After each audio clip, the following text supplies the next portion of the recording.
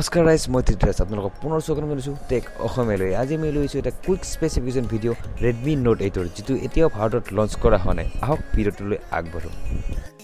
6.5 ইঞ্চৰ এখন IPS drop notes display দেখা গৈছে এইবাৰ ৰেডমি নোট 8ত, যাৰ ৰিজলিউশ্যন হৈছে FHD+, অৰ্থাৎ ফুল HD+ ৰিজলিউশ্যন। লগতে ইয়াৰ এছপেক্ট ৰেচিঅ' হৈছে 20:9। ৰেডমি নোট 8ত এইবাৰ আপুনি দেখিবলৈ পাব কোৱাড কেমেৰা ছেটআপ 48 মেগাপিক্সেলৰ প্ৰাইমাৰী কেমেৰাৰ সৈতে, লগতে আপুনি চেলফিত পাব 13 মেগাপিক্সেলৰ এটা কেমেৰা। ইয়াত আছে কোৱালকমৰ ফালৰ পৰা স্নেপড্ৰেগনৰ 665ৰ পাৱাৰ। হয়, প্ৰচেছৰ এইবাৰ লেটেষ্ট দিয়া হৈছে এই ফোনটোত। বেটাৰী বেকআপৰ ক্ষেত্ৰত ৰেডমি আগৰ দৰে দি আছে 4000 mAhৰ পাৱাৰ বেকআপ। লগতে এইবাৰ প্ৰথমবাৰৰ বাবে বক্সত পাই যাব আপুনি 18 ৱাটৰ এডাল ফাষ্ট চাৰ্জাৰ।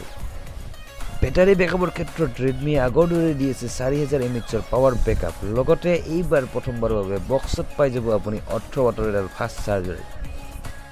বুইল্ড কেপাচিটিৰ ক্ষেত্ৰত ৰেডমি নোট 8ত আগৰ দৰেই আছে এইবাৰৰ গ্লাছ বেক। লগতে আছে গৰিলা গ্লাছ 5ৰ প্ৰটেকশ্যন ফ্ৰণ্ট এণ্ড বেক দুয়ো পিনে।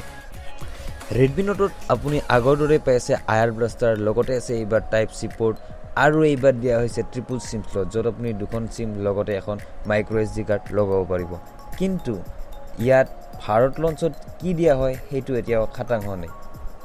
ৰেডমি নোট 8ৰ ষ্টাৰ্টিং ভেৰিয়েণ্ট 4GB + 64GB ষ্ট'ৰেজৰ বাবে ৰখা হৈছে 10,000 টকা প্ৰাইচ চাইনাত, কিন্তু ভাৰত লঞ্চত ইয়াৰ প্ৰাইচ কি হয় সেইটো এতিয়াও খাটাং হোৱা নাই।